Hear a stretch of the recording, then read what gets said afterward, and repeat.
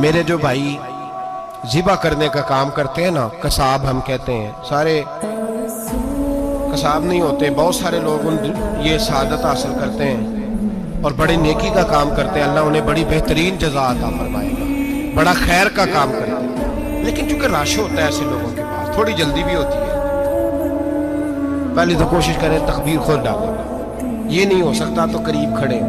ہمارے ہاں ایک رواج یہ بھی ہے کہ 2 بندے ہاتھ رکھتے ہیں، ذبح وہ کر رہا ہوتا ہے تو جس کی قربانی ہوتی ہے اس کو کہتے ہیں تو بھی ساتھ ہاتھ رکھ، ہوتا ہے نا جی بہت ساری دفعہ۔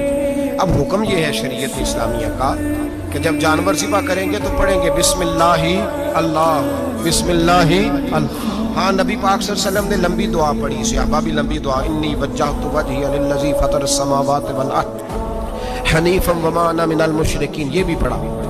اور پھر میرے رسول پاک صلی اللہ علیہ وسلم نے یہ بھی کہا کہ اللہ میری طرف سے قبول فرما، میری امت میری اہل بیت کی طرف سے قبول فرما۔ صحابہ جب جانور ذبح کرنے لگتے پہلے یہ دعا پڑھتے، پھر کہتے اللہم تقبل منا کما تقبلت خلیل کا ابراہیم علیہ السلام وتقبلت حبیب کا محمد صلی اللہ علیہ وسلم، اے اللہ ہم سے بھی قبول فرما جیسے تو نے حضرت ابراہیم سے قبول فرمائی اور جیسے اپنے حبیب حضرت محمد صلی اللہ علیہ وسلم سے قبول۔ یہ ساری دعا پڑھیں اور جب جانور ذبح کرنے لگے تو پھر پڑھیں بسم اللہ اللہ، بسم اللہ اللہ۔ اچھا 2 آدمیوں نے ہاتھ رکھا ہوا ہے، 2 آدمیوں۔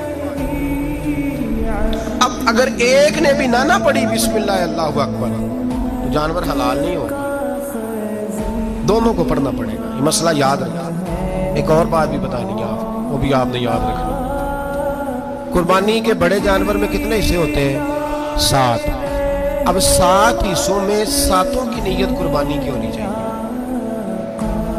7 کی۔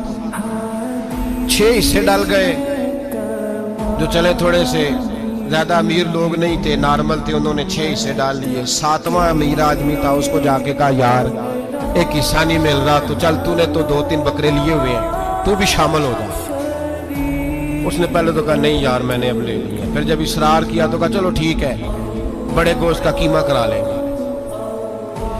تو اس طرح کرو، ڈال لو میرا بھی حصہ۔ اب 6 کی نیت قربانی کی، 7ویں کی گوشت کی، کسی کی بھی قربانی نہیں ہوگی، گئے سارے۔ اب اس کے لیے شرط کیا ہے کہ اس کو بھی آپ، اصل میں ہمیں مسائل نہیں آتے، نہ ہم سیکھتے ہیں نہ پتہ کرتے ہیں، پھر خرابی ہوتی ہے۔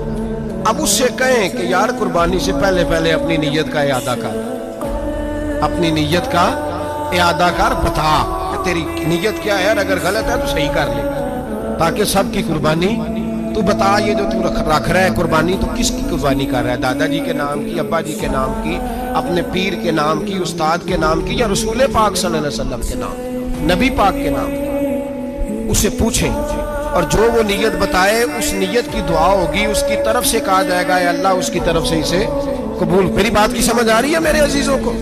اور اس ارادے کے ساتھ قربانی، اگر ایک کی بھی نیت خراب ہو گئی تو مسئلہ بگڑ گیا۔ اس لیے ان مسائل کو، اور نبی پاک کے نام کی جو قربانی ہوگی، سبحان اللہ۔ میں کرامات کا زیادہ قائل نہیں، ہم کرامات کے نہیں کیفیات کے قائل ہیں، کیفیات۔ اور دین ویسے بھی لفظوں کا نام نہیں کیفیت کا نام ہے۔ میرے حصہ فرمایا کرتے تھے ہم کرامت سے زیادہ کیفیت کے قائل ہیں۔ اگر مرید ساری زندگی کرامتیں سناتا رہے اور کبھی اسے مدینے جانے کا شوق ہی پیدا نہ ہو، کبھی نبی پاک کے نام پہ آنسو نہ آئے، تو پھر کرامت کا فائدہ نہیں، کیفیت تو ملی نہیں اسے، ہم کیفیت۔ اسی طرح ہم نظرانے کے نہیں نظر آنے کے قائل ہیں۔ تو بھائی یہ یاد رکھ لیں، کیفیت کا نام دین ہے، نبی پاک کے نام کی قربانی۔ میں قائل تو نہیں کرامت کا، لیکن ایک بات میں نے اپنے ایک استادوں سے، ایک بزرگوں سے سنی ہے، میرا دل کرتا ہے وہ سنا دوں۔ اور بزرگوں کا قول ہے اصل رنگ جو میں عرض کر رہا ہوں اسی رنگ میں اس کو رکھیے گا، اور جس حد تک میں بات کر رہا ہوں اسی حد تک رکھیے گا۔ اب ہر آدمی کے پاس موبائل ہوتا ہے، فوراً بات ریکارڈ ہوتی ہے، فوراً میڈیا پہ جاتی ہے، فوراً لوگ کمنٹس کرتے ہیں۔ تو بھائی جس حد تک سناؤں اسی حد تک رکھیے گا۔ میرے ایک بزرگ فرمایا کرتے ہیں کہ نبی پاک کے نام کا جانور ذبح کرو